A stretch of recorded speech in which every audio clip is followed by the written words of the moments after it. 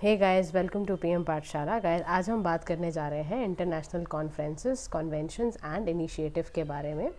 इसमें गाइस जो भी आपका इंपॉर्टेंट एस्पेक्ट है आपके प्रीलिम्स पॉइंट ऑफ व्यू से, वो हम अच्छे से देखेंगे और वीडियो के थ्रू ही मेरी पूरी कोशिश रहेगी कि आप इसी में आपको सब कुछ याद हो जाए, समझ आ जाए।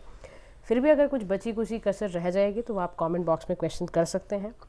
देखो, इस बार हम COP27 हमने देखा, शर्म ए शेख इजिप्ट में कंक्लूड किया गया। UNFCCC इसको करवाता है, United Nations framework convention on climate change. 27 इस बार ही था, ठीक है। COP26 याद रखना है, वो ग्लासगो में हुआ था, ठीक है, फर्स्ट एवर, जिसमें वहाँ पर ही बात की गई थी। देखो, कुछ चीज़ें होती हैं, जैसे ना आपसे क्वेश्चन में कर दिया जाएगा कि consider the following statement regarding the major outcomes of COP26। अब COP26 में सबसे बड़ा इंपॉर्टेंट बात क्या थी कि फर्स्ट एवर COP डिसीजन यहाँ पे लिया गया था, वो टारगेट एक्शन लिए गए थे जो फॉसिल फ्यूल्स के एक्सप्लिसिटली अगेंस्ट से, यानी कि यहाँ पर ही बात की गई थी फेज़ आउट ऑफ एफिशिएंट, जो आपके इनएफिशिएंट फॉसिल फ्यूल सब्सिडीज़ हैं उसको फेज़ आउट करा जाए, ख़त्म किया जाए, फेज़ डाउन किया जाए अनएबिटेड कोल का, ठीक है। तो फर्स्ट कॉल कहाँ से मिली थी? आपके COP26 से मिली थी, तो आपको ये बिल्कुल याद रखना है। उसके साथ साथ क्या क्या टारगेट्स थे COP27 के? इजिप्शियन प्रेसिडेंट जब वहाँ पर बात चली तो कुछ टारगेट सेट किए गए कि भाई हम एक ट्रांसफॉर्मेटिव अडेप्टेशन एजेंडा अडॉप्ट करेंगे, हम delivery climate finance developing countries को मुहैया कराएंगे, बैक स्लाइडिंग अवॉइड करेंगे हम, ठीक है, shifting the pledges from implementation, action to clarify loss and damage, इस तरह के कुछ आपके टारगेट्स रखे गए। तो COP27 बेसिकली प्रीवियस सक्सेसेस जो भी आपके हमने Glasgow climate pact of COP26 में लिया, उसमें हमारे बस यही हायर एम्बिशंस हमने बनाए कि mitigation, adaptation and climate finance पे हमें काम करना, और मेजर फोकस COP27 का आपको याद रखना है, focus on loss and damage पे रहा, ठीक है। Also included in the 7th session of the COP, जिसमें आपने पार्टीज ऑफ क्योटो प्रोटोकॉल्स और ये सारी चीज़ें भी रखी गई थी, ठीक है।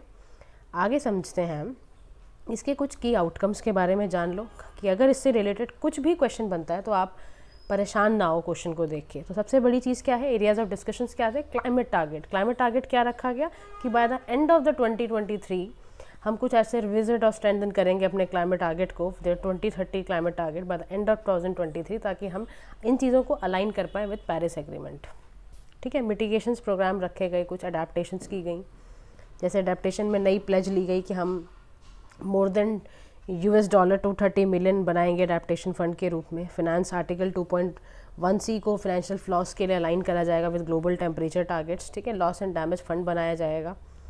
एनर्जी के लिए हमने बोला कि हम call to emission towards low emission energy system. Financial system reform के बारे में बात की गई, जस्ट ट्रांजिशंस के बारे में बात की गई, और तमाम गाइस इसमें एग्रीकल्चर के लिए भी काम किया गया। कोरोनिविया जॉइंट वर्क फॉर एग्रीकल्चर, जो एक 4 ईयर लीज है, एस्टैब्लिशमेंट किया गया है सारा, कि climate action, agriculture and food security का भी ध्यान रखना है। तो ये अब ना, जैसे देखो, ये चीज़ें इंपॉर्टेंट है कि जो KGWA है, यानी कि जो Koronivia joint work for agriculture है, यही ओनली प्रोग्राम है to focus on agriculture and food security under UNFCCC, ठीक है। तो आपको ये बिल्कुल अच्छे से याद रखना है। उसके बाद ना फर्स्ट मूवर कोलिशन के बारे में ध्यान रखना, कौन लॉन्च करता है ये फर्स्ट मूवर कोलिशन? बहुत ध्यान से सुनो, US and world economic forum, COP26 में इसको लॉन्च किया गया था। इंडिया ने भी इसको ज्वाइन किया था। इसका ग्लोबल इनिशिएटिव इसीलिए लिया जाता है कि 7 हार्ड कोर जो सेक्टर्स होते हैं ना, आपके इंडस्ट्रियल सेक्टर्स होते हैं, उन कंपनीज़ को डीकार्बनाइज करने को बोला है। तो ध्यान रखना है इस बात को। Aluminium, aviation, chemical, concrete, shipping, steel, trucking sector, इनको 30% ग्लोबल इमिशन करती हैं। तो इसी को कहा गया कि इसमें हार्ड कोर इंडस्ट्रीज़ को डीकार्बनाइज करने की ज़रूरत है। इसी के अलावा ऑब्जेक्टिव दे रखे हैं कि भाई COP26 India is also a signatory, breakthrough agenda sets priority में। तो 5 सेक्टर्स थे गाइस, उसमें हमने बोला गया कि भाई हमें डीकार्बनाइजेशन करने की बहुत ज़रूरत है। पावर है, रोड ट्रांसपोर्ट है, स्टील है, हाइड्रोजन, एग्रीकल्चर, इन सब चीज़ों को करने की ज़रूरत है। तो आगे यहाँ पर यही बात कह रहा है कि जस्ट एनर्जी ट्रांजिशन पार्टनरशिप के बारे में, इंडोनेशिया का जो प्रोग्राम था, तो यहाँ पर Indonesia just energy transition partnership क्या है, इसमें मोबिलाइज करने की ज़रूरत है $20 बिलियन। वो प्रेजेंट किया गया। क्लाइमेट फाइनेंस एग्रीमेंट है, जिसमें डोनर कंट्रीज़ को एक साथ जाके एक्सलरेट करना है early retirement of high emission infrastructure partner countries. तो गोल्स क्या है जस्ट एनर्जी ट्रांजिशन पार्टनरशिप के कि भाई अर्ली फैसिलिटेट करना है decommissioning of coal fire power plants, private sector के कैपिटल को मोबिलाइज करना है ना, डिलीवर करना जस्ट ट्रांजिशन फॉर सिटीजन्स, इन सारी चीज़ें। अच्छा, इसी के साथ साथ हमने UNFCCC के बारे में भी जाना है कि यही पूरा COPs को कराती है। इसका हेडक्वार्टर कहाँ है? याद रखना, बॉन जर्मनी के अंदर है। ये भी एक इंटर गवर्नमेंटल ट्रीटी है। इसमें रियो और समिट भी हुई थी, अगर आपको याद हो, सिग्नेचर किया गया था 1992 में, फोर्स 1994 में आई थी ये। 1992 में समिट हुआ, सिग्नेचर हुआ, फोर्स कब में हुआ, 1994 में। ऑब्जेक्टिव क्या होता है UNFCCC का? ग्रीन हाउस गैस के कॉन्सेंट्रेशन को स्टेबलाइज करना, ठीक है, ताकि फूड प्रोडक्शन थ्रेटन ना हो, इकोनॉमिक डेवलपमेंट सस्टेनेबल मैनर में हो। 198 कंट्रीज इसकी यूनिवर्सल मेंबरशिप ले रखी है, इंडिया भी इसका पार्ट है। इसके अलावा COP कराना, CMP कराना, CMA कराना, ये सारे के सारे कॉन्फ्रेंसेस कौन कराता है? आपका UNFCCC। इसमें की एग्रीमेंट्स भी करे हुए हैं, क्योटो प्रोटोकॉल, क्लाइमेट एग्रीमेंट, तो याद रखना है आपको, ठीक है। किसी भी बॉडी के बारे में आए बिल्कुल क्लैरिटी होनी चाहिए, उसका हेडक्वार्टर, उसके ऑब्जेक्टिव क्या है, उसके मेंबरशिप में क्या इंडिया मेंबर है या नहीं है, इसके बारे में आपको अच्छे से पता होना चाहिए। अच्छा, इसके अलावा आगे चलते हुए आपको पता चलेगा इंडिया का लॉन्ग टर्म लो इमिशन डेवलपमेंट स्ट्रैटेजी के बारे में, यानी कि LT लीड्स के बारे में। तो जो LT लीड्स है, यानी कि इंडिया ने इसमें एक समिट किया लॉन्ग टर्म लो इमिशन टारगेट्स के बारे में। और ये होता क्या है? पार्टीज टू द UNFCCC, जिसमें फॉर्मुलेट करना, कम्युनिकेट करना। तो article 4.19 of the Paris agreement इसमें लिया गया है। की कंसिडरेशंस क्या है, इंडिया का अप्रोच क्या है कि जो इंडिया का हिस्टोरिकल कंट्रीब्यूशन है to cumulative global green house gas emission been minuscule, India significant energy needs for development है। इंडिया ये भी कमिटमेंट करके आया कि भाई लो कार्बन स्ट्रेटजीज हम अपनाएंगे अपने नेशनल सर्कमस्टांसेस को देखते हुए। और इंडिया को हम बात कर ही रहे हैं कि इंडिया में हम क्लाइमेट रेजिलियंस बिल्ड करने की कोशिश करेंगे। अब LT लीड्स क्या है, मैंने आपको बताया आर्टिकल 4.19 के अंदर पेरिस एग्रीमेंट में इसमें दिया हुआ है। इसके अलावा इसमें ये समझने की ज़रूरत है गाइस, इसमें कुछ एलिमेंट्स हैं, कुछ करंट पॉलिसीज़ हैं हमारी, ठीक है। तो इनको ना सिर्फ आप एक बारी ना रिवाइज कर लेना, कौन कौन सी चीज़ों में कहाँ कहाँ दिया हुआ है। जैसे देखो, integrated efficient and inclusive low carbon transport system के लिए हम कर क्या रहे हैं। तो जो आपका ये ब्लैक बोल्ड लेटर्स में लिखा हुआ है ना, ब्लैक लेटर्स में जो है आपका है ना, एकदम बिल्कुल इसको लिखा हुआ है, तो 20% तक भी हाईलाइटेड ब्लैक है। 20% इथेनॉल ब्लेंडिंग हमें करनी है 2025 तक। इंडियन रेलवे को हमें नेट जीरो बनाना है बाय 2030 तक। कि ना कुछ टारगेट्स ज़रूर आपको बिल्कुल अच्छे से याद रखना है, जितने भी टारगेट हमने सेट करें अपने लिए, ठीक है जी। तो ये आपको देखना है। नेक्स्ट हम चलते हैं गाइस LT लीड्स के बारे में। इसमें और भी दे रखा है कि देखो, इसीलिए इंडिया ने लाइफ टाइम कैंपेन भी रखा हुआ है, ताकि भाई हम अपने यूथ को जो 18 से 23 साल की उम्र के हैं उनको एक सस्टेनेबल ज़िंदगी जीना सिखाएं, ठीक है। उसके बाद आता है 50 ईयर्स ऑफ स्टॉकहोल्म कॉन्फ्रेंस के बारे में।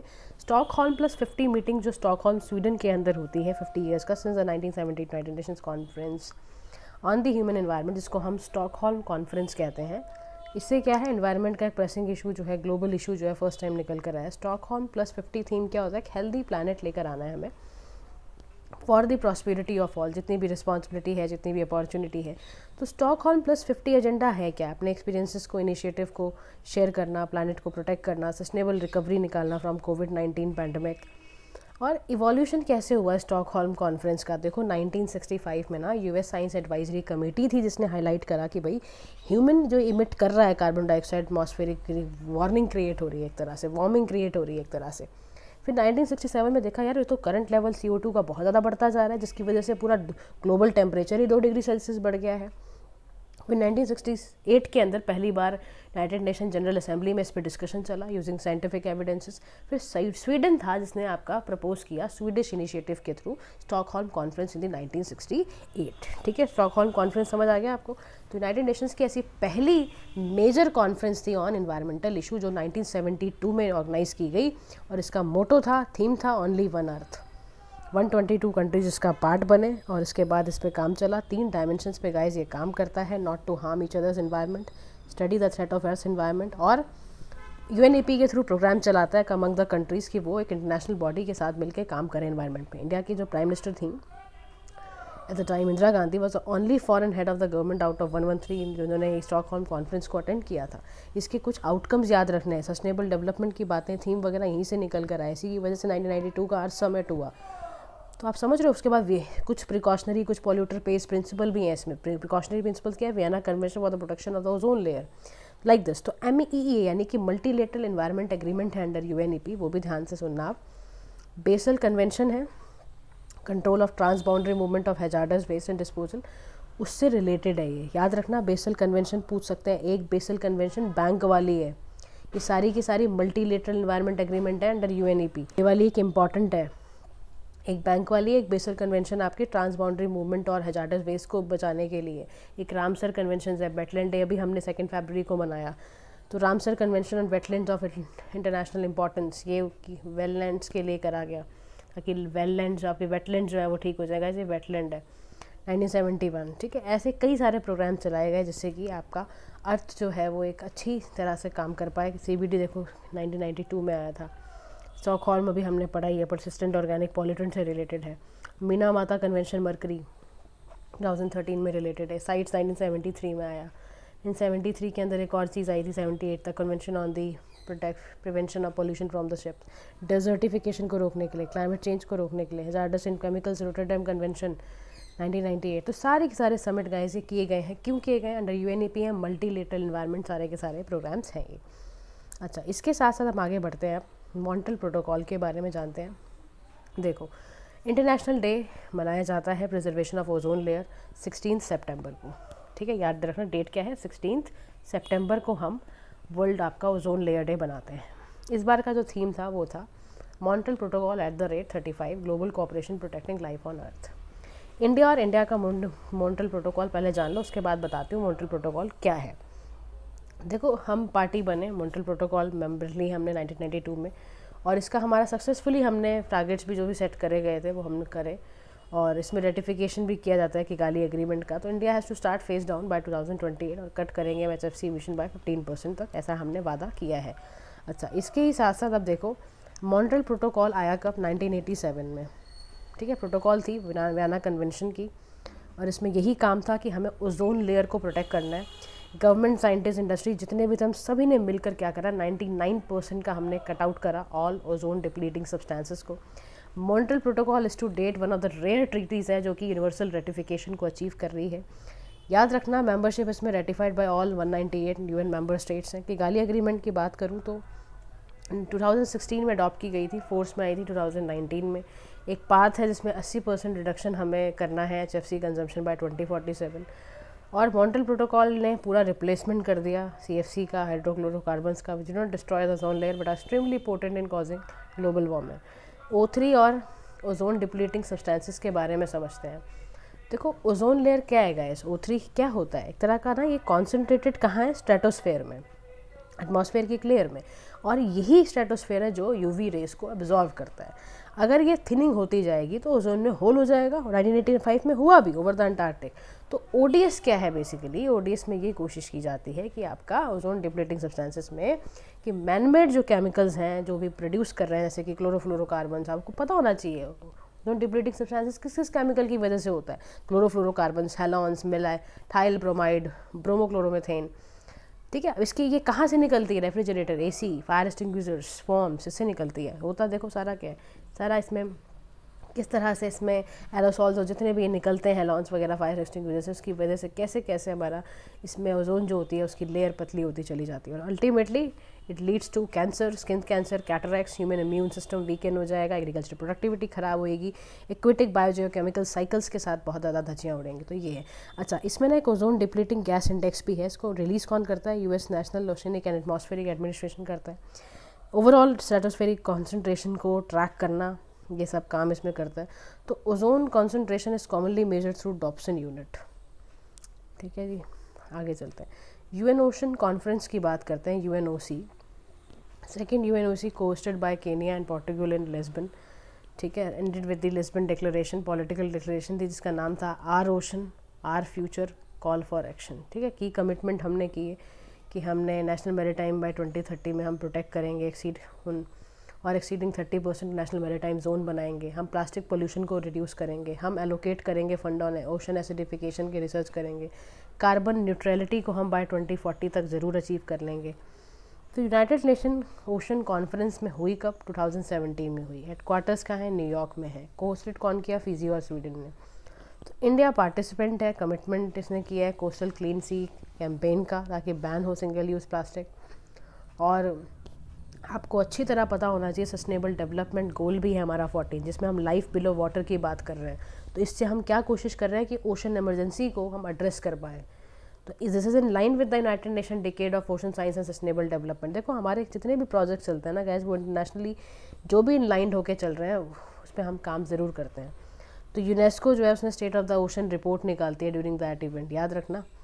छोटा सा कोई दे देगा और तुम्हें पता भी नहीं चलेगा कौन सी रिपोर्ट कहाँ से। और ये बड़े इस तरह के क्वेश्चंस होते हैं जहाँ पर यू नेवर नो कहाँ से पूछ लिया और कैसे, लाइक इसका आंसर यूनेस्को। तो याद रखो, और रटने वाली चीज़ है। State of the ocean report कौन निकालता है? UNESCO. You have to cram this, कुछ और तरीका नहीं होएगा। फिर आगे है इनोवेशन रोड मैप है मिशन इंटीग्रेटेड बायो रिफाइनरीज के बारे में। मिशन इनोवेशन का मतलब क्या होता है? ग्लोबल इनिशिएटिव है, कैटलाइज करना एक्शन को, इन्वेस्टमेंट, रिसर्च, डेवलपमेंट, ये सारे। इंडिया भी इसका फाउंडिंग मेंबर है मिशन इनोवेशन का। पहला जो फेज़ था मिशन का वो यही था कि भाई पेरिस एग्रीमेंट के साथ लॉन्च करेंगे, और 2.0 भी आया जो 2021 में लॉन्च किया गया। 7 मिशन इनोवेशन है, clean hydrogen, zero shipping, emission shipping, carbon dioxide removal, urban transition, net zero industries, green powered future, mission integrated bio refineries, ये सब कुछ इसमें किया गया है। इनोवेशन रोड मैप्स हैं मिशन इंटीग्रेटेड बायो रिफाइनरीज के global clean energy action forum. तो ये डेवलप कौन करता है? बाय को Leeds of mission integrated refineries के साथ। आइडेंटिफाई करना गैप, चैलेंजेस को इस तरह से। और मिशन इंटीग्रेटेड बायो रिफाइनरीज हैं, 7th मिशन है, ये लॉन्च किया गया 2022 में ग्रेटर इंटरनेशनल कोलैबोरेशन के साथ साथ। ठीक है, उसके बाद गोल क्या है इसका? डेवलप करना, डेमोन्स्ट्रेट करना, इनोवेटिव सॉल्यूशंस निकाल के लाना, 10% फॉसिल फ्यूल वेस्ट जो फ्यूल्स हैं उसको रिप्लेस करना, और प्रायोरिटाइज़ करना, सपोर्ट करना रिसर्च एंड डेवलपमेंट डेमोन्स्ट्रेशन को, पायलट डेमोन्स्ट्रेशन एक्सेलरेट करना, ये सारी इसमें काम आता है। एक मिशन लाइफ हम बात कर ही रहे थे, लाइफस्टाइल फॉर एनवायरनमेंट है हमारी। देखो लाइफस्टाइल फॉर एनवायरनमेंट तो क्या है, जीना ही पड़ेगा हमें। और स्टैचू ऑफ यूनिटी पे केवड़िया गुजरात में इस पर बात की गई, प्राइम मिनिस्टर मोदी ने इसको लॉन्च किया। 3 फेजेज़ हैं इसमें, change in demand, change in supply, change in policy. यानी कि इंडिविजुअल अक्रॉस द वर्ल्ड ऐसी प्रैक्टिस करें कि वो इन्वायरमेंट फ्रेंडली इन्वायरमेंट को क्रिएट करें। सप्लाई में क्या है? Individual demand change to gradually nudge stakeholders, है ना। ट्रिगर शिफ्ट होगा फिर डेफिनेटली। आप सोचो ना, आप अपना बिहेवियरल चेंज कर लो, खाने पीने में, रहने सहने में, डेफिनेटली उसका असर क्या पड़ेगा? मार्केट पे पड़ेगा। मार्केट का अपना ही फिर, है ना, large scale industrial government policy सब चेंज हो जाएगी, कंजम्पशन लेवल, सस्टेनेबल सपोर्ट सब कुछ मिलना शुरू हो जाएगा। बट चेंज कहाँ से आएगा? आपके बिहेवियर से आएगा। इसीलिए मिशन लाइफ है, ग्लोबल मास मूवमेंट है। Nudge individual and collective action to protect and preserve the environment. You know the meaning of nudge. And लोगों को ना गाइस मोटिवेट करना, नच का मतलब होता है, कहते हैं ना, कोनी मारना कि कर ले कर ले कर ले, इस तरह से किया जा रहा है। और इसमें टारगेट है कि 1 बिलियन इंडियंस और जितने भी ग्लोबल सिटीजन्स हैं इस पर काम करें। जैसे देखो कह रहा है LED बल्ब्स का इस्तेमाल करो, पब्लिक ट्रांसपोर्ट का इस्तेमाल करो, क्यों इतनी गाड़ी, क्यों इतना पेट्रोल खर्च होगा? फिर ड्रिप इरिगेशन सिस्टम का इस्तेमाल करो, रेन वाटर हार्वेस्टिंग इंफ्रास्ट्रक्चर का तैयार करो, क्लॉथ बैग शॉपिंग के लिए इस्तेमाल करो, डोनेट करो क्लॉथ बुक्स वगैरह को, plant treated reduce pollution impact, ये सारा। रिचार्जेबल लिथियम सेल का इस्तेमाल करो, compost food waste at home, ये सब काम शुरू करो। तो 5 ईयर प्रोग्राम है ये, 3 कोर शिफ्ट हैं। और NITI Aayog is the curate and incubate is the first year. ठीक है, और to live a life style that is in tune with our planet and does not harm it. तो people living such a life style are called pro planet people कहते हैं। देखो अगर आपने mission life follow किया तो आपका नाम भी हम रख देंगे फिर प्रो प्लानट पीपल।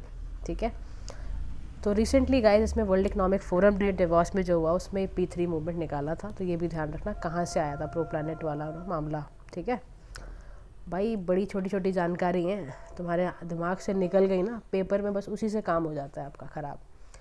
तो बी वेरी क्लियर। अच्छा सुनो, देखो कार्बन बॉर्डर एडजस्टमेंट वाला ना हम नेक्स्ट वीडियो में करते हैं, वीडियो बहुत लंबी हो जाएगी तो आप भी बोर हो जाओगे। ठीक है guys, thank you so much, keep revising the lessons, फिर meet you in the next video session.